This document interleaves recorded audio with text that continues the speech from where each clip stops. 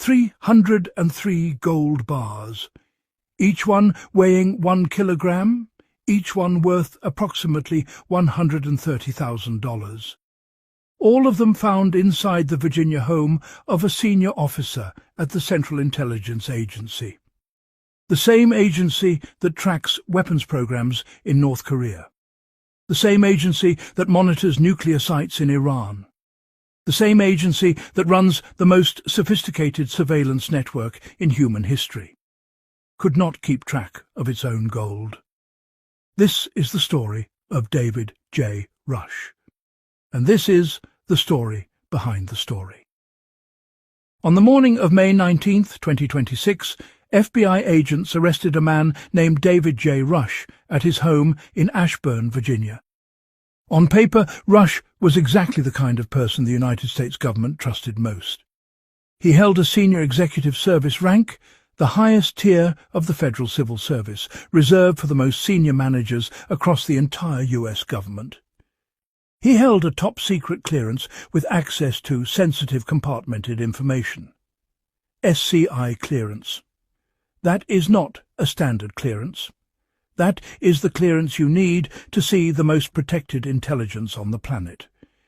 He had spent years inside the CIA. And according to court documents, he had used every year of that access to build one of the most audacious long-term frauds in the history of American intelligence. Here is where the story gets extraordinary. David Rush did not just steal gold. He stole an identity, his own. He built a fictional version of himself and fed it to the most powerful institutions in America for nearly 2 decades. It started in 1997, when Rush enlisted in the United States Navy. To get commissioned as an officer in the Navy Reserves, he needed a college degree. He did not have one, so he manufactured one. He submitted a fake transcript from Clemson University in South Carolina. On the strength of that forged document, he was commissioned as an ensign in the U.S. Navy Reserves in 2004. He was not a pilot. He was not a test pilot. He was an information systems technician. But that did not stop him from claiming to be one. He applied to work at the CIA 3 times. His first application was rejected. His second application was rejected. On his 3rd attempt, in 2009, he succeeded.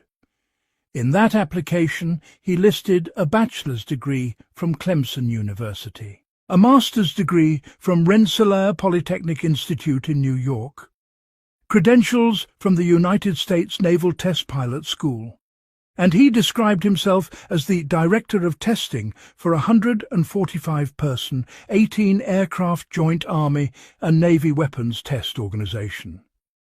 None of it was real. The FBI contacted registrar offices at Clemson and at Rensselaer Polytechnic Institute this spring. Both confirmed the same thing to federal investigators. They have no record of David Rush ever attending their schools. Not a single class, not a single semester, not a single credit. The Federal Aviation Administration has no pilot certificate or license registered to Rush. He was never a pilot, but the CIA hired him anyway. Why? Because the CIA assumed someone had already verified his credentials. The Navy assumed the CIA had checked. The CIA assumed the Navy had checked. And in the space between those 2 assumptions, David Rush built a career. For years, Rush rose through the ranks. His fake credentials earned him a salary inflated beyond what he would have qualified for without them. And then, beginning in November of 2025, he did something so brazen it is almost difficult to believe. He started asking his CIA supervisors for gold. Not metaphorically, actual gold bars. Between November 2025 and March 2026, Rush submitted multiple requests to the CIA for a significant quantity of foreign currency and tens of millions of dollars in gold bars. His stated reason? work-related expenses. And here is the part that should make every taxpayer stop and read that sentence again. The CIA gave it to him because in certain covert operations, gold and foreign currency are legitimate operational tools. They exist off electronic ledgers. They move without a digital trail. They are untraceable by design. David Rush knew this. He used the logic of covert finance to walk out the door with $40 million in gold. When CIA investigators later went to check the storage space where the gold was supposed to be held, they could not find it. They could not find the gold. They could not find the foreign currency. A CIA internal investigation identified what it described as potential violations of law. CIA Director John Ratcliffe personally referred the case to the FBI. On May 18, 2026, FBI agents executed a search warrant on Rush's home in Ashburn, Virginia. What they found inside defies easy description. 303 1-kilogram gold bars, estimated value more than $40 million. $2 million in United States currency. Approximately 35 luxury watches, many of them Rolex. The gold from the CIA storage space had not gone far. It had gone home. Rush was arrested the following morning, May 19. He was charged with one felony count of theft of public money. A federal judge denied his initial request for release on bail. He is currently in federal custody of the United States Marshal Service. His detention hearing has been scheduled for June 5th. He has not entered a plea. And there is one more layer to this story. Rush had been honorably discharged from the U.S. Navy Reserves in February of 2015, as a lieutenant, not the captain he claimed to be. But he kept telling his CIA employer that he was actively serving as a Navy Reserve captain through September of 2025. For years after his discharge, he claimed military leave. The FBI says he claimed 744 hours of paid military leave, hours during which he was not actually serving anywhere. That fraudulent leave cost taxpayers $77,000. A separate crime, buried inside a much larger one. Now we need to ask the question that the court filings do not answer. How? How does one man feed fake credentials into the United States intelligence system in 1997 and not get caught until 2026? That is 29 years. How does a fabricated Clemson transcript survive a Navy Reserves background check? How does it survive a CIA employment background investigation? How does it survive not one, not two, but 3 separate CIA job applications? How does it survive periodic top-secret reinvestigations that are mandatory for SCI-level clearances?